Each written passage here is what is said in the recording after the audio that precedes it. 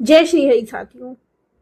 आज हम जानेंगे अधिक मास का एक ऐसा रहस्य जो लोगों को नहीं पता और क्यों भगवान विष्णु ने इसे अपना नाम दिया।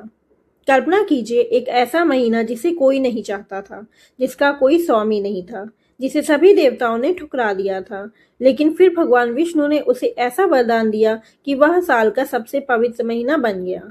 कहा जाता है कि इस महीने में किया गया एक छोटा सा पुण्य भी कई गुना फल देता है। लेकिन आखिर ये अधिक मास क्या है? हर 3 साल में ही क्यों आता है और इसे पुरुषोत्तम मास क्यों कहा जाता है? आज हम जानेंगे इस रहस्यमयी महीने की पूरी कहानी। आखिर अधिक मास आता क्यों है? हमारा हिंदू पंचांग चंद्रमा की गति पर आधारित है। एक चंद्रवर्ष लगभग 354 दिनों का होता है, जबकि सूर्य वर्ष लगभग 365 दिनों का, यानी हर साल लगभग 11 दिनों का अंतर बन जाता है। अब सोचिए, अगर इस अंतर को ना जोड़ा जाए तो कुछ वर्षों बाद दीपावली गर्मियों में और होली सर्दियों में आने लगेगी। इसी अंतर को संतुलित करने के लिए लगभग हर 32 महीने बाद एक अतिरिक्त महीना जोड़ा जाता है।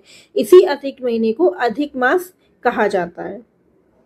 इसके पीछे केवल गणित नहीं, एक अद्भुत पौराणिक कथा भी छिपी हुई है।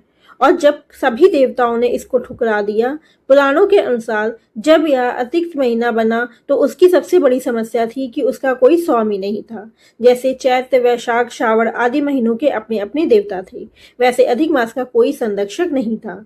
दूसरे महीने उसका उपहास उड़ाने लगे, उसे मलमास कहा जाने लगा। अपमानित और दुखी होकर वह महीना ब्रह्मा जी के पास गया, लेकिन ब्रह्मा जी ने कहा, मैं तुम्हारी सहायता नहीं कर सकता। फिर वह भगवान शिव के पास गया। भगवान शिव ने भी उसे भगवान विष्णु के पास जाने को कहा। अंत में रोता हुआ वह महीना भगवान विष्णु के चरणों में पहुंचा। भगवान विष्णु उसकी पीड़ा सुनकर अत्यंत भावुक हो गए। उन्होंने कहा, आज से मैं तुम्हें अपना नाम देता हूँ, तुम पुरुषोत्तम मास कहलाओगे। जो भी इस महीने में भक्ति, दान, जप और तप करेगा उसे विशेष फल प्राप्त होगा। उस दिन से अधिक मास पुरुषोत्तम मास बन गया और वही महीना जो कभी सबसे तिरस्कृत था, सबसे पवित्र माना जाने लगा। इस महीने में क्या करना चाहिए? शास्त्रों के अनुसार पुरुषोत्तम मास में भगवान विष्णु की पूजा, श्रीमद् भागवत का श्रवण, गीता पाठ, तुलसी पूजा, दान पुण्य, गरीबों की सहायता और नाम जप का विशेष महत्व बताया गया है। कहा जाता है कि इस महीने में किया गया आध्यात्मिक प्रयास कई गुना फल देता है। यही कारण है कि लाखों श्रद्धालु इस समय व्रत, कथा और सेवा कार्य करते हैं। लेकिन ध्यान रहे, इस महीने का सबसे बड़ा संदेश केवल पूजा नहीं बल्कि स्वयं को बेहतर बनाना है।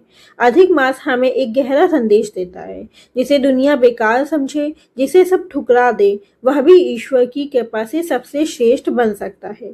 जिस महीने का कोई सम्मान नहीं था, वही पुरुषोत्तम मास बन गया। इसलिए यदि जीवन में कभी आपको लगे कि लोग आपकी कद्र नहीं कर रहे, तो इस कहानी को याद रखिए। ईश्वर के दरबार में किसी का मूल्य उसके वर्तमान से नहीं, उसकी श्रद्धा और कर्मों से तय होता है। जय श्री हरि विष्णु।